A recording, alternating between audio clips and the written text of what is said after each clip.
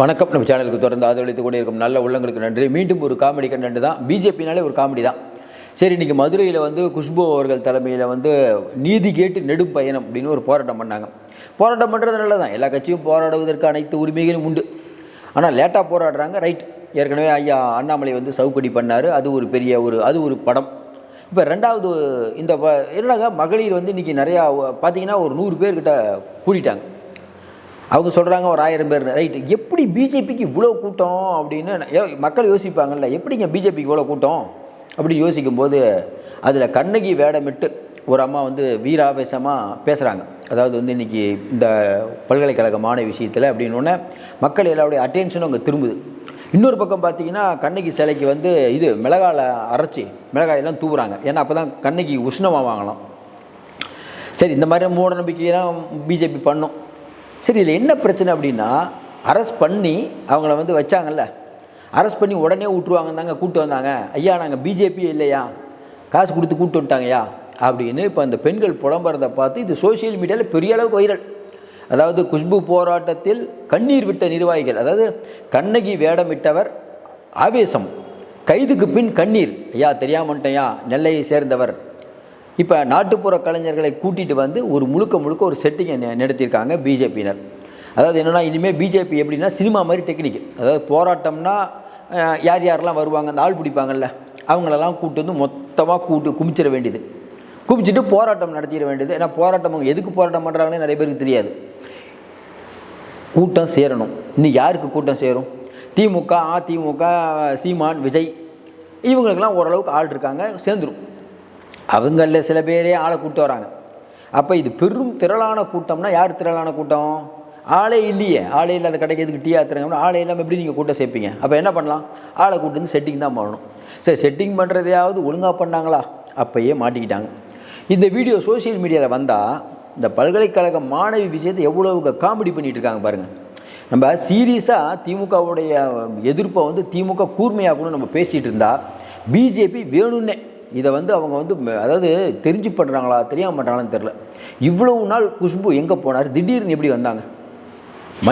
மணிப்பூர்லேருந்து நம்ம சொல்லிக்கிட்டே போகலாம். இங்கே இருந்த கலாச்சாரா எல்லா விஷயத்துக்கும் பெருசாக குரல் கொடுக்காத குஷ்பு இன்றைக்கி கனிமொழி ஏங்கிறாங்க. அவங்க அங்கே தாங்க இருக்காங்க. அவங்க தான் சொல்லிட்டாங்களே முதல் நாளே நாங்கள் நடவடிக்கை எடுத்துட்டோம்னு சொல்லிட்டாங்களே.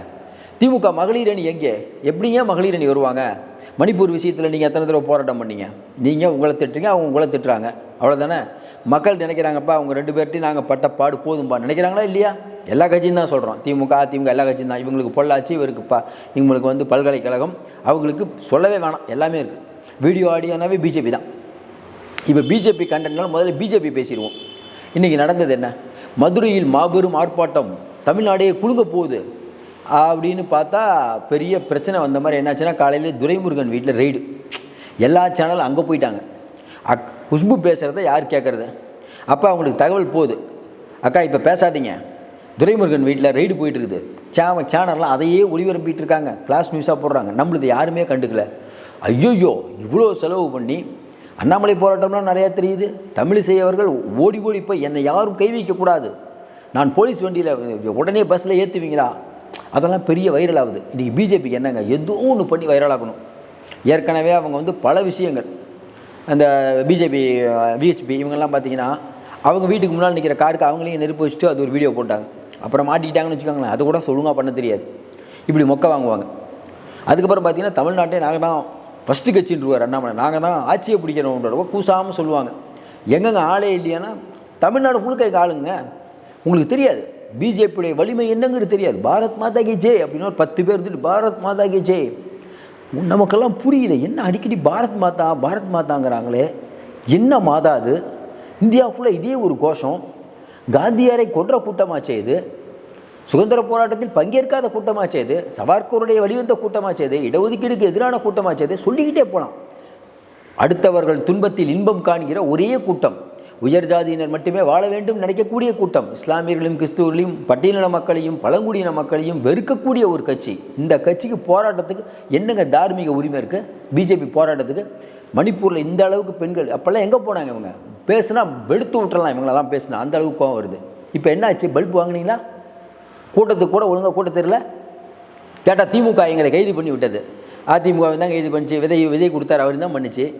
நீங்கள் சரிங்க கூட்டம் கூட்டுறீங்க, பெரிய அளவுக்கு ஆர்ப்பாட்டம் பண்ணி பெரிய அளவுக்கு பண்ணணுன்னா உடனே எங்களை கைது செய்தீர்கள், ரைட்.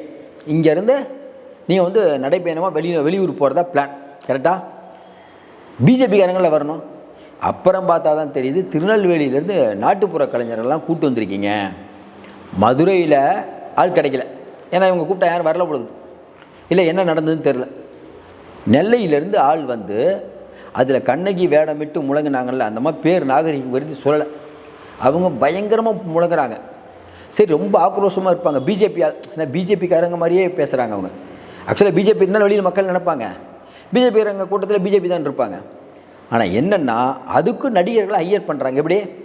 ஐயா உங்கள் கேரக்டர் இது, வசனம் இதுதான், சூப்பராக பேசுகிறீங்க, பேசி முடித்த உடனே காவல்துறை வரும். நான் எந்த தியாகத்துக்கும் தயார், எங்களுக்கு மோடி தான் உயிர், பாரத் மாதா கி ஜெய்ன்னு சொல்லுவோம். நீங்கள் 3 தடவை பாரத் மாதா கி ஜெய், பாரத் மாதா கி ஜெய்ன்னு சொல்லிட்டு கீழே விழுந்து புரளணும். புரள்றதுக்கு ஒரு காசு, ஓகேவா? எந்த அளவுக்கு புரள்றீங்களோ அந்த அளவுக்கு, நடிப்பு எந்த அளவுக்கு நீங்கள் கூட்டுறீங்களோ அந்த அளவுக்கு நான் காசு தருவோம். அப்புறம் போலீஸ் அரெஸ்ட் பண்ணுறாங்களே, அதெல்லாம் ஒன்றாகாது, நம்ம தான் ஜி மேலே இருக்கார், அண்ணாமலை ஜி வேறு இருக்கார், போலீஸ் கை வச்சிருமா நம்ம மேலே. அப்போ என்ன பண்ணுவாங்க? சும்மா கொண்டு போவாங்க, ஒரு இடத்துல அடைப்பாங்க, டக்குன்னு விட்டுருவாங்க. ஓ அவ்வளோதானா? ரைட், எல்லாம் ஓகே, கரெக்டாக தான் போயிட்டு இருந்துச்சு. போலீஸ் பார்த்தீங்கன்னா அவங்கள கொண்டு போய் இந்த ஆட்டு தொட்டிக்கு பக்கத்தில் நடிச்சாங்களாம். அது ஆட்டு தொழுவும் அந்த பக்கம் இருக்குதுங்க, அதெல்லாம் ஒன்றும் பிரச்சனை இல்லைங்க, அந்த பக்கம் அடைக்கிறாங்க, இந்த அடித்துலன்னா பெரிய விஷயம், அடைச்சிட்டாங்க. நீதி கேட்டு போகும்போது எல்லாம் பார்க்கக்கூடாதுங்க. அரெஸ்ட் பண்ண ஒன்று, ஐயா எங்களை சீக்கிரம் விட்டுருவாங்கன்னு ஏன் உடலையேன்னு கேட்டிருக்காங்க. இல்லைம்மா உங்களை இது பண்ணியிருக்காங்க. ஐயோ எங்களை கூட்டு வந்தது இந்த பர்பஸ், எங்களுக்கு இதுக்கு சம்மந்தமே இல்லை. மாட்டிட்டாங்களா? இது தேவையா? அதாவது இதே மாதிரி தான் போன தடவை வந்து மோடி அவர்கள் வந்து இது தராரு, நலத்திட்டங்கள் தராருன்னு சொல்லி நிறைய பேர்கிட்ட நம்பர் வாங்கி அவங்க செல்லுக்கு மெசேஜ், நீங்கள் பிஜேபியில் உறுப்பினர் ஆகிவிட்டீர்கள், எல்லாம் பயந்து போயிட்டாங்க மக்கள். இருந்திருந்து இந்த கட்சியிலேயே உறுப்பினர் ஆகணும். பார்த்தீங்கன்னா முதலியார்பேட்டையெல்லாம் பாண்டிச்சேரியில் மக்கள்லாம் கடுப்பாயிட்டாங்க. அங்கே கவர்மெண்ட் ஹாஸ்பிட்டல்லேருந்து வெளில வந்துட்டாங்க, ஹாஸ்பிட்டலில் இருக்கவங்களாம் எழுதி ஆகிட்டாங்க, உங்களுக்கு காப்பீடு தரோன்ட்டு. இப்படி தொடர்ந்து எல்லா விஷயத்தையும் காமெடி. அப்போ நீங்கள் வந்து போராட்டம் பண்ணால் உங்களுக்கு ஆளே இல்லை. ஆள் இல்லை, என்னங்க பண்ணணும்? இப்போ கம்யூனிஸ்ட் இயக்கங்கள்லாம் ஆள் கூப்பிட்டு வராங்களா? எவ்வளோ பேர் இருக்காங்களோ வச்சு பண்ண வேண்டியதானே. அதுக்கு எதுக்கு உங்களுக்கு பந்தா? எதுக்கு இந்த பந்தா? யார் உங்களுக்கு பணம் தரது? எல்லாத்தையும் கணக்கு கேட்குறீங்க. உங்களுக்கு எப்படி இந்த பணம் வந்தது? உங்களுக்கு எப்படி இந்த பணம் வந்தது? முதல்ல உங்களுக்கு எப்படி இந்த பணம் வந்தது கேட்பாங்களா? கேளுங்க, உங்களுக்கு எப்படி இந்த பணம் வந்தது? என்ன ஒன்று, அண்ணாமலை சாட்டையில் அடிச்சிட்டாரு, அவங்க நம்ம தமிழிசை போராட்டம் பண்ணிட்டாங்க, பேருக்கு ஏதோ ஒன்று பண்ணணும், நீங்களும் போராட்டம் பண்ணுறீங்க. அடுத்த தலைவர் யார்? புதிய சர்ச்சை. ஏங்க 10 பேர் இருக்காங்க கட்சிக்கு, எதுக்குங்க அடுத்த தலைவர்? கொஞ்சம் யோசனை பாருங்கள். நம்ம உண்மையே ஒன்று சொல்கிறோம், அண்ணாமலையை வச்சுருந்தா அந்த கட்சி ஓரளவுக்காக இருக்கும், வேறு யார் தலைவராக வந்தாலும் வேலைக்கு ஆகாது. நீங்கள் எழுதி வச்சுக்கோங்க, நீங்கள் என்னென்ன நினச்சிக்கோங்க. பிஜேபி நம்மை பொறுத்தவரை பிஜேபி தமிழ்நாட்டில் நல்லா இருக்கக்கூடாதுன்னு அண்ணாமலையை மாற்றிடணும். அண்ணாமலை இருந்தால் கண்டிப்பாக அப்படி இப்படின்னு ஏதோ பேசுகிறார். நம்மை பொறுத்தவரை குஷ்பு, தமிழிசை, ஹெச் ராஜாவோட அண்ணாமலை பெட்டர் தான். நம்ம ஏதோ ஒன்று பேசிகிட்டு இருக்கார், ஏதோ ஒன்று சாட்டையால் அடிப்பார், ஏதோ ஒன்று பண்ணி கட்சியை வளர்ப்பார். கட்சியை வளர்க்குறாரான்னு கேட்கக்கூடாது, ஏதோ ஒன்று கட்சி இருக்க மாதிரி காட்டுவார். எங்க இருக்கிறது தாங்க அவர் பண்ண முடியும், பூசாங்க பண்ண முடியும். சொல்லுங்கள், இந்த பிஜேபி கொள்கையை நம்பி யாராவது ஓட்டு போடுவாங்களா? நல்லா யோசனை பாருங்கள். அண்ணாமலை தனி கட்சி ஆரம்பித்து அவர் தனியாக ஒரு கொள்கையை சொன்னால் கூட ஒரு 10 பேர் போவாங்க. பிஜேபி கொள்கை தமிழ்நாட்டில் எடுபடுமா? தேவையில்லாமல் அண்ணாமலை மாட்டிட்டாருங்க. வந்து பிற்படுத்தப்பட்ட சமுதாயத்தை சேர்ந்தவர், ஐஏஎஸ்ஸாக இருந்து வந்தவர், எவ்வளோ மரியாதையாக இருக்க வேண்டியவர், இன்றைக்கி எவ்வளோ பெரிய பல்ப் வாங்கிட்டு இருக்காரு. யாரால்? ஐயா மோடி, அமித்ஷா தான் பெரிய ஆளுங்கன்னு சொல்கிறாரு. தமிழ்நாளையோ உன எவ்வளோ பெரிய ஆளை நினச்சான், நீ என்னப்பா இப்படிலாம் மொக்கையாயிட்டேன்னு வர மொக்கையாகிட்டே வராங்க. அவரை இது யாருக்குள்ளே போட்டி? இப்போ குஷ்பு என் லைனுக்கு திடீர்னு வராங்க, தலைவராக இல்லாமல் நினைக்கிறீங்களா? தலைவர்களாக ஆக முடியாது. இப்போவும் அண்ணாமலை தான். மோடி இப்போயே சொல்லிட்டோம், அண்ணாமலையெல்லாம் மாற்றுறதுக்கான வாய்ப்பே இல்லை, மாற்ற மாட்டாங்க.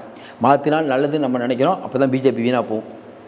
இப்போ இருக்கிறத கண்டிப்பாக கீழாக போயிடும். நம்ம ஹெச் ராஜாவுக்கெல்லாம் கொடுத்தா சூப்பர், மகிழ்ச்சி கொண்டாடலாம்.